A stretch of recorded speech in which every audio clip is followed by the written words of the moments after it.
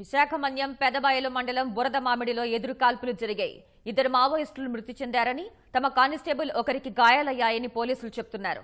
గిరిజనులు మాత్రం పోలీసులు గ్రామస్తుల్ని కాల్చి చంపారని ఆరోపిస్తున్నారు. మృతదేహాలను తీసుకువెళ్లడానికి వచ్చిన పాడేరు పోలీసుల్ని గ్రామస్తులు చుట్టుముట్టారు.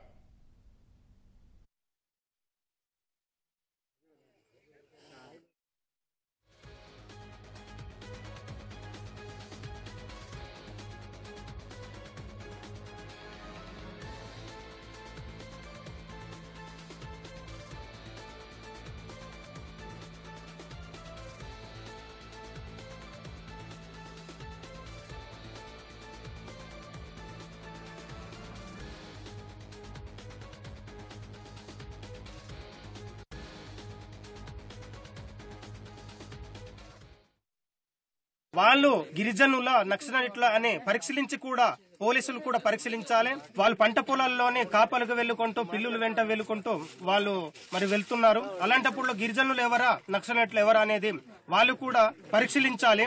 అలాగే హత్య మార్చడం అది మంచిది కాదు. ప్రస్తుతానికి వాళ్ళ దగ్గర నాటు తుపాయిలు ఉన్నాయి, కానీ వాళ్ళు నక్సలైట్ల ఎవరా అనేది వాళ్ళు కూడా తెలుసుకోకుండా అటువంటి సంఘటన చేయడం మంచిది కాదని నేను హెచ్చరిస్తున్నాను. అక్కడి ఈ సంఘటన జరిగిన తర్వాత బురదమామిడి గ్రామ సమీపంలో పంట కోసేసినటువంటి పంట పొలాల దగ్గర తెచ్చి పడవేసి ఉన్నారట. అందరు కూడా బాడీని చూసి అతలసుతులైపోయారు. ఇది చేసినటువంటి వారికి కఠిన చర్యలు తీసుకోవాలి. ఇలాగే ప్రతి గిరిజనుల్ని ఇలాగ హతమార్చుకుంటూ పోతే ఏజెన్సీలో గిరిజనులు బహుశా మిగిలరేమో అనిపిస్తా ఉంది.